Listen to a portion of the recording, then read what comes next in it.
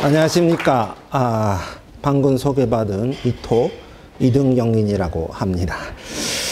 오늘 이 자리에서 발표할 기회를 주신 김성규 선생님을 비롯한 한국어문학회 그리고 고려대학 BK21 플러스의 선생님들 그리고 여러 가지로 이 회의를 위해서 노력을 해주신 여러 선생님들께 감사 말씀을 드립니다. 저 앉아서 하겠습니다. 한마디로 환성합니다. 나 설마 제 3층에서 하라고 그러니까 제가 3층에 올라가 여기가 3층이네요. 제가 설마 손민 선생님 뒤에서 같은 자리에서 발표하리라고는 정말 그저 환성하기만 합니다. 근데 이렇게 기회를 주셨는데도 불구하고 제가 이제 두서없이 아주 산만하게 그야말로 잡고가 되고 만 데 대해서 진심의 사과 말씀을 드립니다.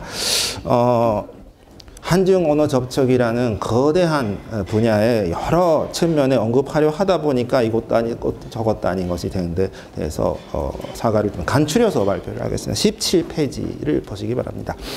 그러니까 일본의 이른바 변칙 한문 이름이 많습니다. 여러 가지 이름이 있는데 저는 이 8번째 줄에 귀정효 거북 귀자의 우물정자 효자랄 때 효자 귀정효 선생님의 1989에가 제기한 한자문이라는 명칭이 가장 광범위하고 타당하다고 생각합니다.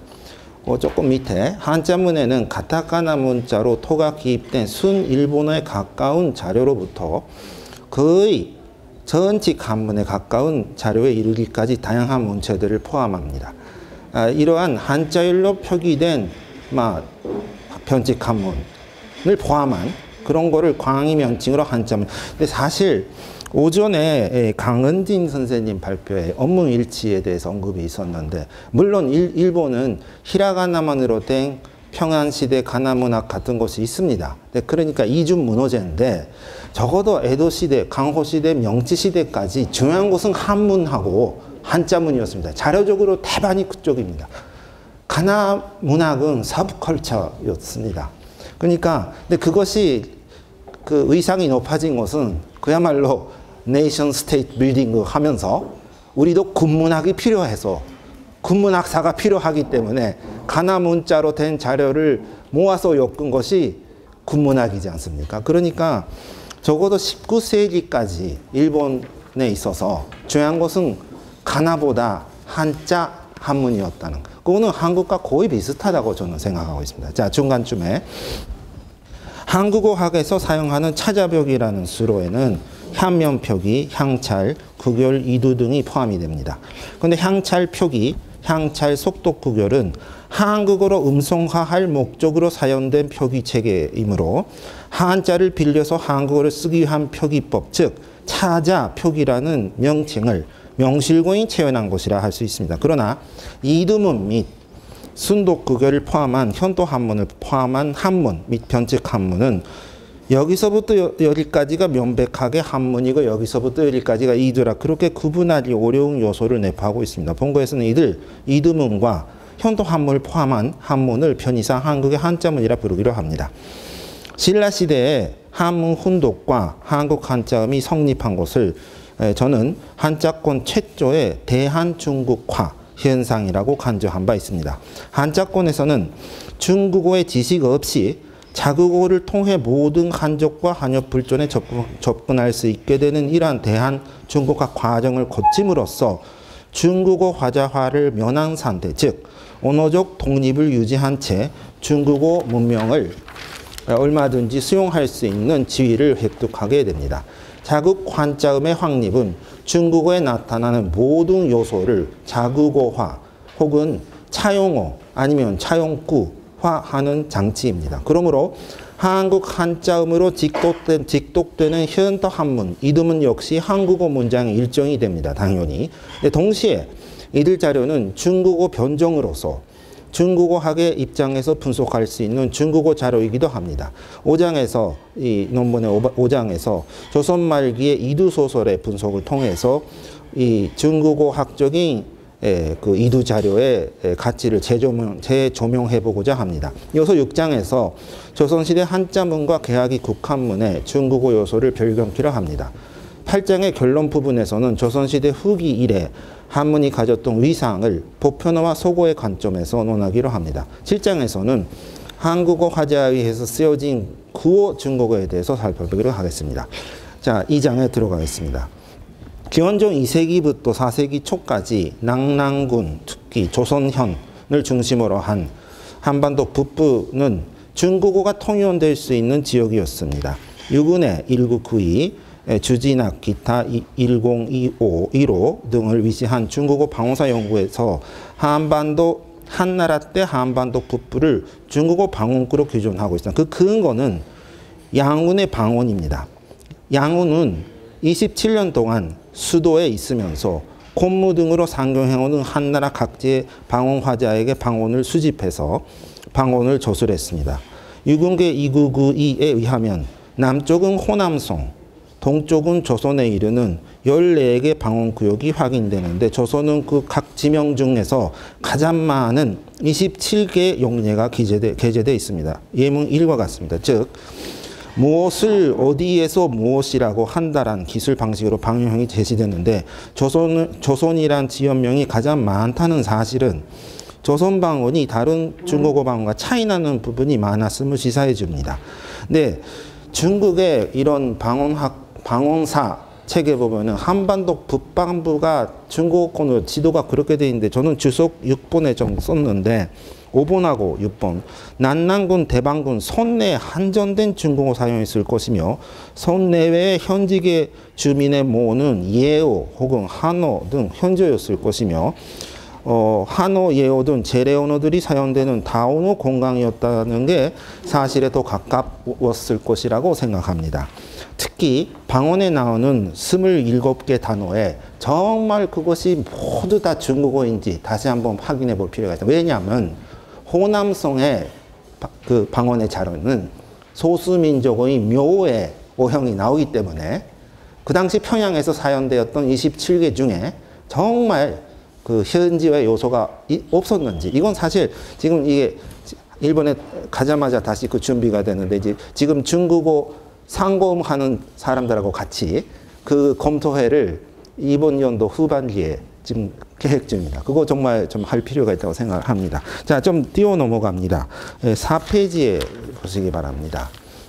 3장, 좀 이상하게 제목을 지었습니다. 고구려의 확신범적 중국어 침범이라고 제가 썼습니다. 313년에 낙랑군은 고구려에 의해서 멸망됩니다. 중국어 화자를 춘추로 한 행정기관이 소멸함에 따라 낙랑군은 중국어 사용권에서 벗어나 구두 중국어는 외교 장면에서는 물론 사용되었겠지만 영내 행정을 비롯한 모든 장면에서 사용되지 않게 되었다고 생각합니다. 물론 고구려 국내에 중국어 화자가 없었던 것은 아닙니다. 증거가 많이 있습니다. 그런데 광개도 완비에 대해서는 좀 생략기로 하는데 저는 주석 10번에서 저는 중국계 주민, 그러니까 고구려 사람은 중국계 주민을 행정, 문자, 행정직 인재로 이용을 했겠죠. 그리고 그 중국계 인사들로부터 중국어를 배웠겠죠. 근데 그것과 동시에 저는 예인이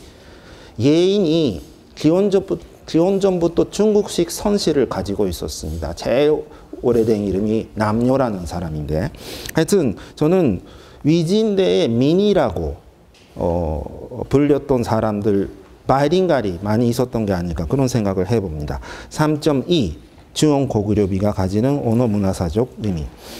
한자 문화권에서 처음으로 변칙한문, 즉 오느모로보나 중국어 문법을 위반한 한자문이 기록된 자료가 중원 고구. 이게 요즘 춘추 고구려비로 개칭됐다고 하는데 저는 회자인구한 중원 고구려비를 쓰도록 하겠습니다. 무슨 국도 태위, 제위, 상하, 의복, 레수교 무슨 국도의 태위와 조위의 상하는 옷을 와서 받으라고 표시하였다. 5세기에 고구려의 지배를 새로 받게 된 신라인이 읽도록 세워진 이 비문의 이 부분은 왕이 누구누구가 옷을 와서 받으라고 왕이 교시한다. 그러니까 주어 알파가 주어 베타가 O를 V 베타 하여 V 베타 하라고 A 알파 한다는 이러한 문장 구조를 가진 한자열입니다. 중국어의 어휘 요소만으로 구성되어 있으면서도 중국어 문법 규칙에서 일탈된 이러한 문장을 저는 한자문이라고 부르는데, 훈차자에 의한 한국어 어휘 요소가 들어있는 삼국시대 신라 자료라든지, 음차자가 사용된 이게 그러니까는 황음전 조성 그건데 초기 이두와 구별해야 한다고 생각합니다. 소면어 중국어뿐만 이것은 일종의 코리아니즘으로 이것은 논문 직역체, 하나 언어 등 문자화된 자료뿐만 아니라 중국어 구레오링 오둔화, 당왕화, 도화, 중국어 비진이 연병 혼합어 등과 함께 중국학적인 관점에서 살펴볼 수 있다고 생각합니다. 저는 여러 가지 찾아봤습니다. 지금 그 중국어 구레오리라든지 이런 어순의 예가 안 나올까 해서 근데 주석 14번에 이거는 감숙성에서 사용되는 중국어 크레올인데, 너는 이제 영원히 밀가를 먹을 기회가 없을 거래. 你在白面永远吃不下说着. 이게 좀 약간 그거에 가까운 것 같은데, 하여튼 문화 언어사적 아까 손민 선생님께 말씀하셨는데, 저는 왜 5세기란 이런 시기에 이러한 한자를 사용을 했을 수도 있어요. 근데 그걸 돌에 새겨요? 돌에 새긴다는 게 영원히 남기겠다는 것입니다. 근데 그것은 주제하시는 바와 같이 중국에서 알타이어화된 병칙 중국어문을 비속에 새기게 된 것은 원나라 때부터입니다. 고구려와 똑같이 중국 문명을 받아들이는 한편 바이링가리즘이 계속된 선비는 443년 이 내몽고에 있죠. 갈손돔 비문. 이거는 하한, 내 한자, 가람 한자, 하청 하자에다가 추울 한자, 하한, 징기스칸 한. 그게 나올 뿐, 나머지 그게 이제 독축이에요. 유세, 차, 상향입니다. 이거 완전한 중국어입니다. 그러니까 그 후에 선비가 일체로 이러한 한자문 남기지 않았습니다. 왜 고구려는 그렇게 했을까? 분명히 중국어 문법 규칙에서 일탈된 한자열에 돌에 새겨 남긴다는 이러한 태도를 저는 확신범적 중국어 침범이라고 불렀습니다. 확신범이라면은 어떤 신념책에 입각한 행위라 하는데, 저는 여러 가지 생각하는데 이것도 문화사 하시는 분들하고 같이 연구를 해야 되는데, 역시 고구려식 화해사상이라고 생각합니다. 원래 이게 외국어를 틀리게 쓰는 것은 부존적이죠. 그런데 그것을 동의이며 한자의 초학자인 신라인들에 의해 한반도식 한자문을 돌에 새겨준다는 고구려를 중심으로 한 언어 문화 의식은 한자권에서 처음으로 잉태된 언어적 중화 사상이라고 할 수 있을. 근데 왜냐하면 일본의 문화사를 생각할 때 외국이 고구려와 전쟁에서 지지 않습니까? 그 후에 고구려화가 아주 빠른 속도로 진행이 됩니다. 신화도 바꾸고 옷도 바꾸고 그 받아들이는 그것은 명치시대의 소구화를 능가했다고도 할 수 있어요. 그러니까 굉장한 대국 의식이 있었을 거고, 근데 그거 모르겠습니다. 하여튼 간에 아주 이상해요. 왜냐하면 한나라가 멸망한 지 얼마 안 됐습니다.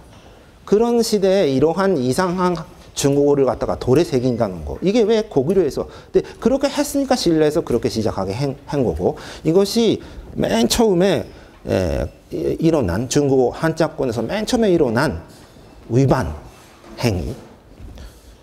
그러니까는 몽골 사람은 애초부터 중국 문명에 대해서 경의 표시를 안 했습니다. 그러니까 몽골 사람이 하는 대로 돌에 새길 수도 있어요. 그런데 이 시기에 왜 이렇게 솔직히 말해서 중국어를 이렇게까지 괄시를 할 수 있었는지, 좀 그게 두고두고 생각해야 할 문제라고 생각합니다. 자, 4장에 들어갑니다. 중국어는 원래 황하 하류 지역의 소수언에 불과했는데, 주변 민족과 소멸하면서 중국어 지역이 늘어납니다. 이러한 중국어화, 즉 모치환은 지금도 계속 중입니다. 저는 한국, 일본 월남에서 자국어 한자음이 성립된 것과 오늘날 이 세 지역의 네이션 스테이트가 형성된 것이 무관하지 않다고 했는데, 그것을 카운트 시니사이제이션, 대한중국화라는 개념으로 설명한 바 있습니다.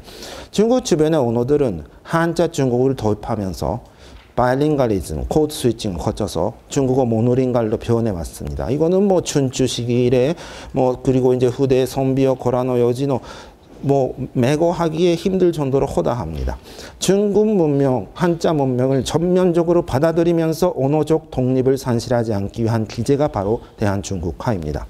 한자 한문을 자국어로 직접 읽는 한문 훈독과 중국어음을 자국어 음원책에 맞춰서 수용한 자국어 한자음의 환입이 대한중국화의 구체적인 요소가 됩니다. 그리고 한자권 중 맨 먼저 이러한 대한중국화를 실현한 지역이 한반도였습니다. 남편윤 선생님 지적한 바와 같이 6세기에는 신라에서 한문 훈독이 있었겠죠.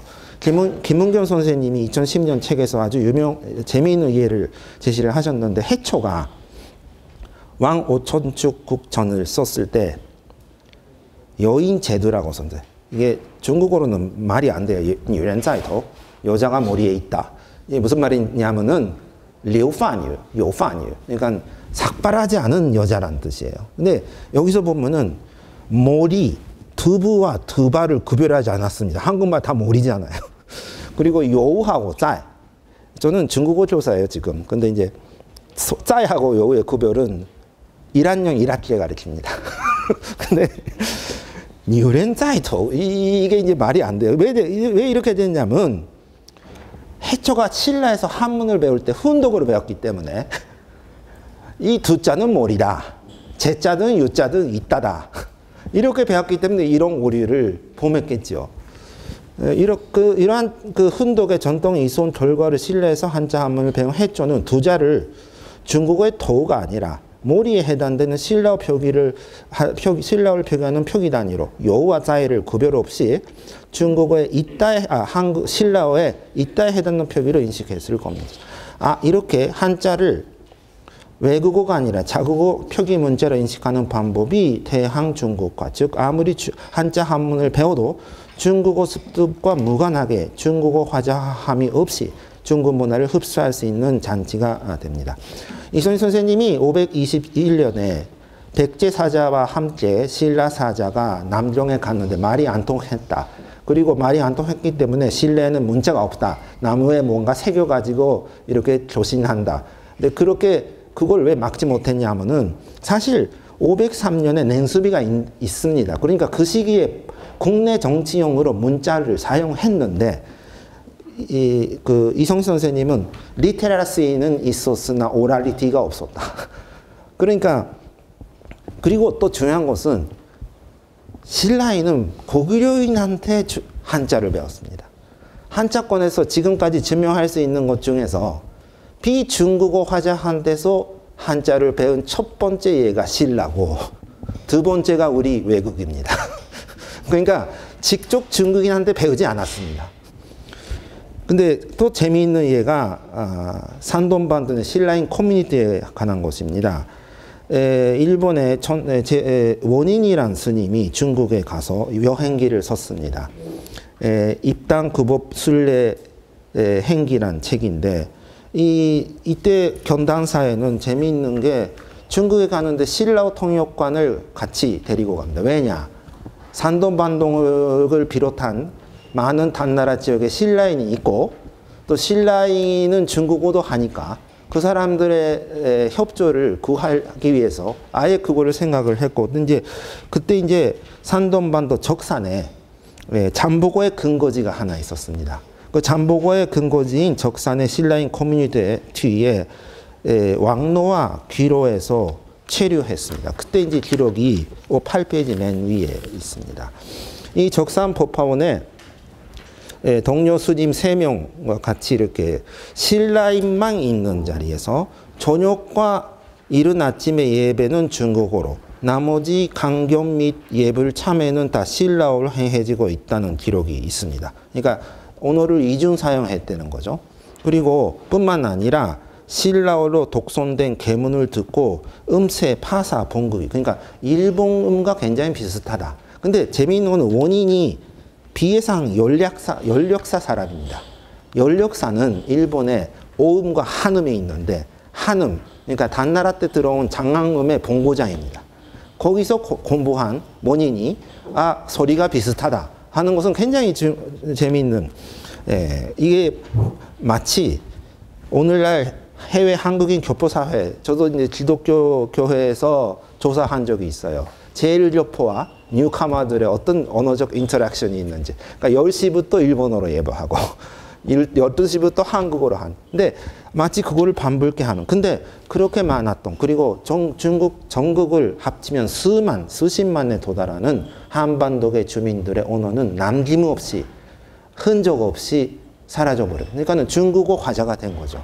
근데 오늘날 병간 지역에서 일어나는, 예를 들어서 연변에서, 여기 얘보다 더, 예를 들어서 연변의 젊은 세대는 바이링갈입니다.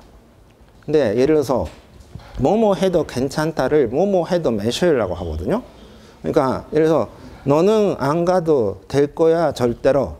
너는 알가도 매셔가 캔팅이라고 하거든. 근데 너는 알가도 할 때는 연변 사람, 너는 알가도잖아. 너희 안 가도 매셔가 캔팅 할 때는 중국 사람이 된다. 그러니까 이렇게 오노만이 아니라 표정까지 포함해서 모든 것이 쉽지 않은 것은 완전한 바이링갈이 됐기 때문에 그랬고, 또 어떤 언어 집단이 전원이 바이링갈이 됐다는 것은 그 적신호죠. 이제 우세 언어로 한 세대, 두 세대 후에 바뀐다는 얘기죠. 그렇게 해서 모든, 그러니까는 근데 해초 스님처럼 뭐 여인 제도식으로 신라식 한자음으로 그리고 훈독으로 하면 그럴 의료는 없었습니다. 그러니까 적산신라인 커뮤니티에 이러한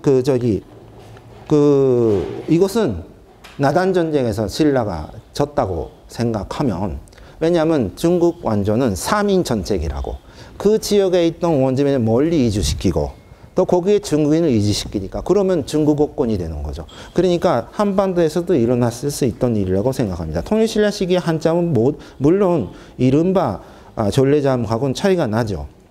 근데 일본의 경우 자서목간이 출토됐기 때문에 완전 일본식으로 와전된 이러한 한자음의 모습을 알 수 있는데, 한자권에서 자국 한자음이 확립된 지역은 한국, 일본, 월남입니다.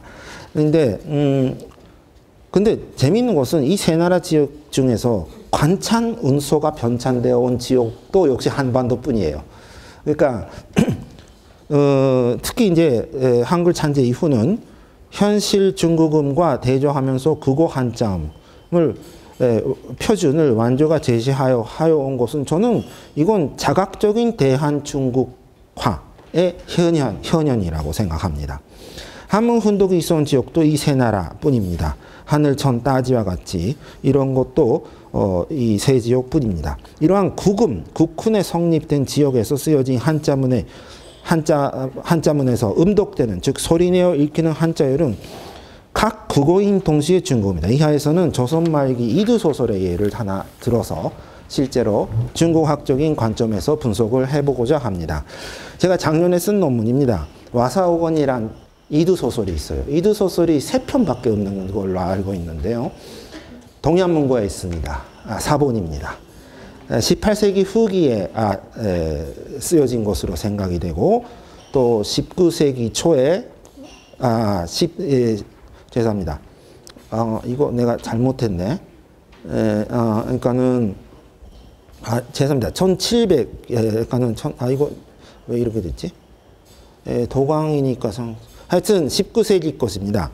근데 이게 공안 소설이니까 재판 소설인데 등장인물이 다 동물입니다. 어떤 줄거리냐면 잠수금 백개골, 이게 개구리예요.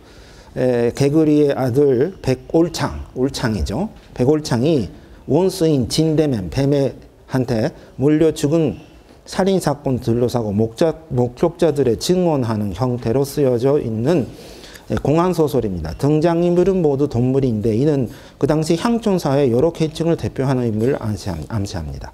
그러니까 이 중에서 한국어학의 대상은 분명합니다. 예를 들어서 지렁이인 인거성이라고 하고 접조골이라는 게 나오는데, 지렁이의 방언형인 거성, 디개와 기계의 극음화. 근데 이 저자가 아마 한국어 남부방언 화자였을 겁니다.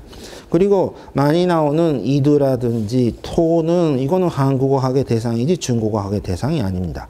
근데 이두 한자 실사 부분에 보면은 와사오가는 관아에서 에서의 진술과 진술 내용 해상되는 사건 당시의 묘사로 구성되어 있습니다. 천자가 관하축일 때는 의계 1인칭 대명사가 나옵니다. 그리고 회산 잔문에서는 예외 없이 아, 오, 여와 같은 중국어가 나옵니다. 이것은 투식화된 이두의 위상을 보여주는 예라고 하는데, 예를 들어서 내 부은어 의가 즉 허가오리의 진맥, 그래서 저희 집에 지고 왔는데 의원인 허가오리가 와서 진찰해 주었습니다. 이 서원지간 올찬 장호 일송왈 대면 사라. 6번은 올창의 아버지인 백거글이 관하에서 진설하는 대목에서 나오는 발화이고, 관하 측을 천절하는 발화에는 의몸, 의자, 의부, 의녀 등 이두식 투시고인 의계 제1지명사가 사용됩니다. 근데 7은 목적자인 순매출이죠. 순매출이 그 피해자 올장의 발화를 인용한 것인데, 이러한 회산 부분에는 절대로 의자가 나오지 않습니다. 어떻게 보면 당연한 건데 굉장히 구별이 되어 있습니다. 물론 이제 그 중국어 내부에서도 아하고 오의 구별, 그리고 영왕의 발화에는 과인이라는 것도 나오니까 그것도 구별을 했습니다. 그리고 단과 즉자는 그 많이 나오는데, 즉자는 일부분은 이온즉과 같이 이두의 토의 부분이기도 합니다. 여기서는 주제 표시에 주조를 표시하는 단과 즉, 예를 들어서 하사위 땅 굴신이 잠피, 오가제 땅 퇴보 이 등고, 오죽 혹잠 혹용. 하사위는 몸을 구부려 잠시 피했고, 오가제는 물로서 달아났고, 나는 물 속으로 잠겨 들어갔어. 이게 즉 이렇게 되어 있습니다. 근데 이 단은 주제 표지로 인식되어 즉과 같이 주제 표지였습니다. 이것은 뭐뭐 한 인즉이라고 할 때 은즉에 지금 남아 있는데, 물론 단이란 것이 스탄이랑 고유에서 유래됐다고 할지라도 이것도 김문경 선생님 지적하셨는데, 일본 한자문에서 주제 표지는 역시 단이에요. 이것은 할 때 차단 이렇게 하거든요. 그러니까 왜 이게 관계가 있는 건지 없는 건지 중국에 제가 발견하지 못했기 때문에. 그리고 역격에 철을 씁니다. 괴상, 국흉, 고의, 난치지유, 언어, 개골처. 괴상이 극기 흉해 치료하기 어렵다고 괴결액을 말했습니다. 의자, 올참, 피교, 택림, 동고, 진대면, 처. 이렇게 그 언어 동사의 대상이 되거나 피동문의 동작주로 됩니다. 근데 재미있는 것은 원나라 때 변칙 중국어에도 이것이 나옵니다. 이거는 11번은 원전장에 나오는 건데, 위광공시 ren 추 소지요. 이 초자가 근데 이것은 한국어의 경우 첫쪽 자체가 의긍해라든지 속격의 장소를 나타내는 것이 붙어서 생겨난 것으로 인해서 그렇게 됐을 것이지, 또 원전장은 몽골어의 영향, 그러니까 이게 계보관계가 있는 것이 아니라 알타이어형의 언어와 중국어가 접촉했을 때 이른바 파라렐 이볼루션으로 발생할 수 있는 뭔가가 아닐까 생각이 됩니다. 그리고 12번 고 가막 결구차, 그리고 그 13번은 상홍 비교 티지의 야외, 즉 제가 의녀 하이 지독. 이것은 이 12번은 완전히 이게 이제 오순이 한국어식이고, 13번은 원래 13번처럼 써야 되는데, 제가 의녀 13번 제가 의녀 집에 있는 저와 같은 관현절 지향은 굉장히 한국어적입니다. 뿐만 아니라 즉자가 마치 연결어미처럼 후속절 첫머리에 있는 이것이 이 문헌에 많습니다. 그리고 또 14번 같이 15일 황홍 시위 환가, 이 위환가, 이 위자는 필요 없습니다. 위치명이라든지 위설원, 이것은 환가하다, 치명하다, 소롱하다의 하다를 이렇게 썼던 것 같습니다. 좀 뛰어넘어서 15페이지 주석 10번에 보시기 바랍니다. 15페이지가 아니라 이게 몇 페이지죠? 17페이지부터 그 다음 페이지죠. 죄송합니다. 주석 10번에 보면은 대마도와 동래부 사이에서 주고받던 비공식 문서 중에 그 강호 지별 출례 즉 범사 경속 위봉행 이런 식으로 완전히 중국어가 아닌 이러한 것이 나옵니다. 자, 다시 되돌아가서 어휘에 보면은 이 아마 저자가 설이었을 겁니다. 근데 그나마 책을 읽은 설이었던 것 같습니다. 어휘가 굉장히 다양합니다. 예를 들어서 예문 15번은 금야 해시 요필 3명은 아들을 잃는다라는 뜻입니다. 그리고 16의 심처 17의 백지 이거는 백화오희입니다. 그러니까 아마 이거 유소를 받겠죠. 직접 원조는 보지 않았을 텐데 백화오희로부터 그 정보가 있는 문헌문. 근데 재미있는 것은 한국 한자어가 들어있는 것입니다. 18번 금차 대면지 칭리 애매자 우국 흉악. 지금 이 대명이 무죄를 주장하는 것은 지극흉악하다. 애매하다. 그러니까 무죄다라는 뜻으로 쓰고 있고 또 19번에 과심제 여언야 내 말이 괘씸하다. 이 괘씸도 그렇죠. 그리고 요피 옳찬지상 정년목도라든 이것은 이 애매, 과심, 정년 등 한국 한자어입니다. 이것은 중국의 존재는 하지만 의미가 다릅니다. 중국의 꼬어션 전도가 심하다라는 뜻밖에 없고 또 이것뿐만 아니라 잔찬, 주접, 전린 이런 것들 저는 이 책을 해독할 때 가장 유익했던 게 정독부 20년 사전이었습니다. 그런 오희가 많이 나와요. 그리고 또 재미있는 것은 21번 위부 즉 불엔 사오 남의 장고래지 전 그것은 하사위 새우의 조상이 고래 때문에 죽었다. 이것은 이게 하사위란 이 등장인물 자체가 고래 싸움에 새우등 터진다라는 한국 속담에서 아마 조현됐을 것입니다.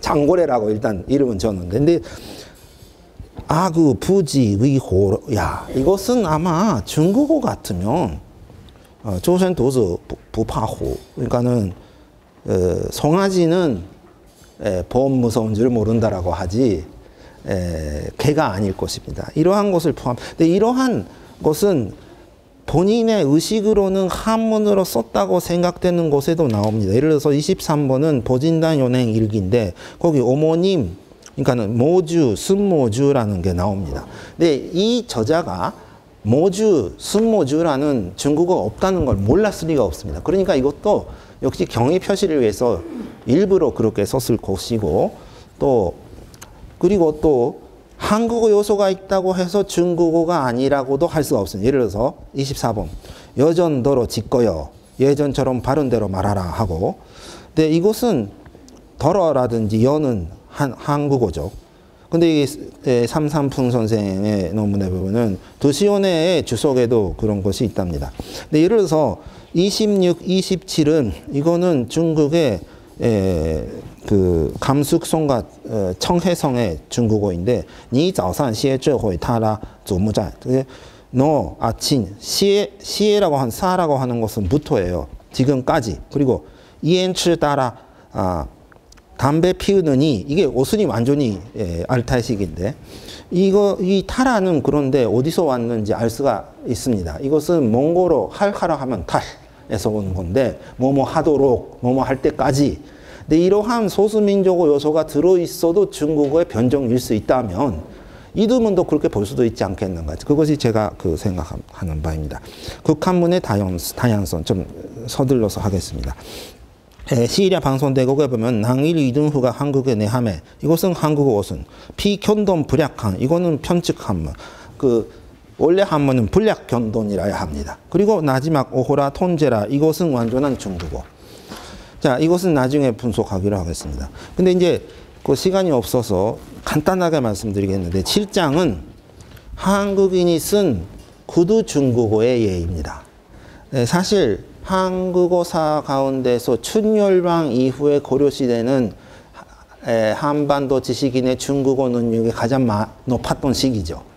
근데 재미있는 것은 30번은 전라도 출신인 스님이 보우 스님한테 쓴 편지인데 동산디시 zuomo상 이게 완전히 중국어로 편지를 썼습니다. 일본에서도 이런 예는 있는데, 그러니까 조선시대가 되면서 해금 정책과 패불 정책에 의해서 불교의 지식인 중국어 사용이 막 이제 없어지고 말았죠. 그리고 재미있는 것은 31번.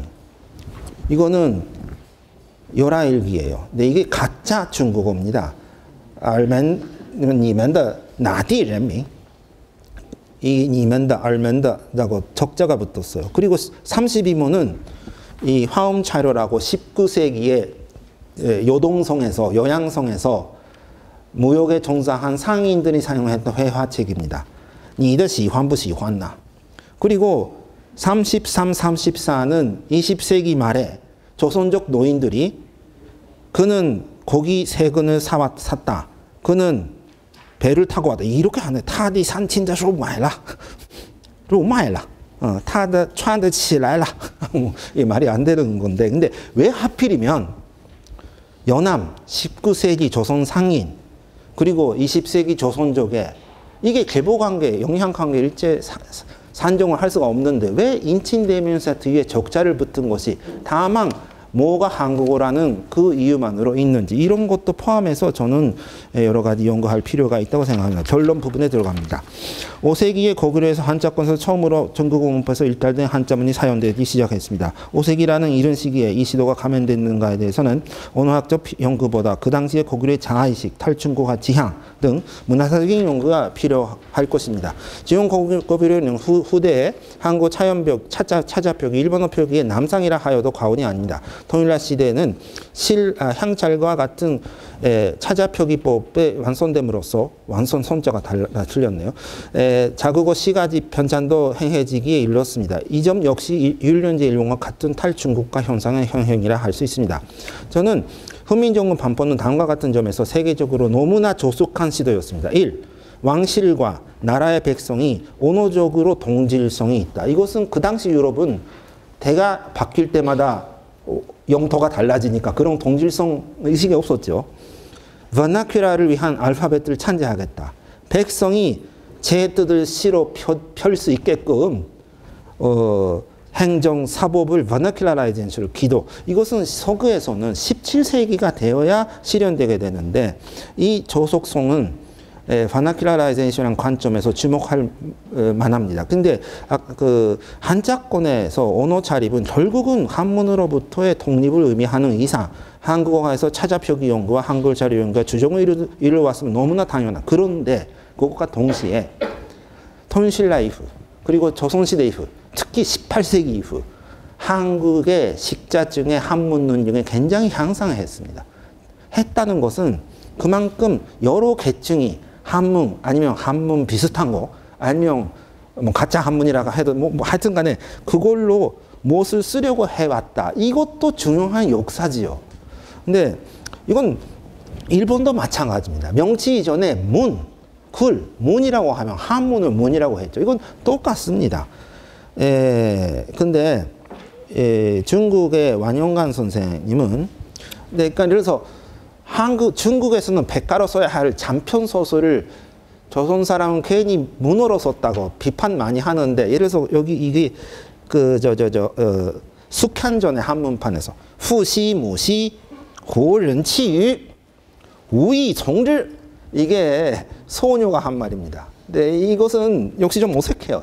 왜 부해모해 이게 왜 맞냐면 시경의 육아에서 이게 온 건데 저는 이것은 완문의 비판은 닿지 않을 거라고 생각합니다. 이 문제는 무엇보다도 한문이 과연 중국어 모의화자의 특권적 전유물인가 하는 근본적인 문제와 관련됩니다. 만약에 그렇다면 한반도와 일본 열도에서 선인들이 천수백 년에 걸쳐 한문에 의해 영위해온 문학 활동이 사이비 문화였다는 결론에 이어지는데 저는 이런 거를 바라보는 시각은 게르만어권의 라틴어 문학이라든지 헝거리어권의 라틴 문학이라든지 그런 관점에서 봐야지 어디까지나 중국어는 네이션 스테이트로서의 중국어 화자의 것이다라는 시점은 저는 닿지 않다고 생각합니다. 저는 가나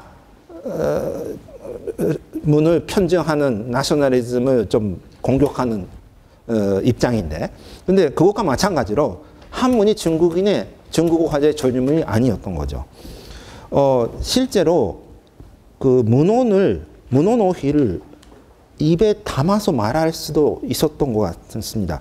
그 우산반주가 이렇게 조선인은 문자가 있는 것을 선호하고 문자가 없는 건 상언이라고 해서 관리는 입 다물려고 하지 않았다. 그리고 람스테드가 일본에서 유진걸 선생한테 한국어를 배울 때 일본말을 통해서 한국어를 배웠죠. 그때 이제 그치요 난또 이마스까 입을 뭐라고 합니까 하니까 구라고 대답했다. 라는 아주 유명한 일이 있는데, 근데 그때 구라고 하지 조이라고는 안 했다는 겁니다. 그러니까 아까 이게 그 박지원의 이것도 열하일기인데 저는 이 부분 굉장히 좋아합니다. 어린 아이가 중국에 가서 물이 깊어서 뭐 건너 하는 소유센都不得하니까 깜짝 놀래가지고 중국에서는 5살 아이가 시를 읊나. 근데 이게 가만히 생각하면 그냥 말이 이러구나. 그리고 이런 시골에서 술을 팔아도 누가 와서 사겠습니까 하니까 화산대즈래. 꽃이 향긋하면 나비는 저절로 날아온다. 근데 이걸 감동하는. 근데 저는 이 박지원이 그냥 소년 같은 순수한 외국 체험. 이 부분, 이 대목 좋아요. 제가 13년도에 한주에 절간대학의 중국어사 연구센터에서 이 대목에 대해서 발표했을 때, 저 그때 이제 중간에 가셔서 다시 질문을 할 수 없었는데, 중국어 방언을 하시는 분이 계셨어요. 연용성에서 오신 선생님이셨는데, 지금도 동북에서 이렇게 술자리 갖다 놓고, 근데 그럴 때마다 용케도 찾아오는 사람이 있으면, 화산대즈래. 꽃이 향긋하면 나비가 저절로 날아온다네 한대요. 근데 만약에 그렇다면 그거 굉장히 중요한 증언입니다. 그리고 또 이거 좀 중간 좀 빠졌는데 박제가는 한자어로 하자. 근데 이것도 중국어를 채용하자는 주장이 아니라 한자어를 쓰자는 제언이었던 것 같습니다. 아까 시리아 방송대곡도 첫 부분은, 근데 이거는 지금 이거 한국분이 연구하신 건데, 잔지연 선생 혼자 쓰신 게 아니에요.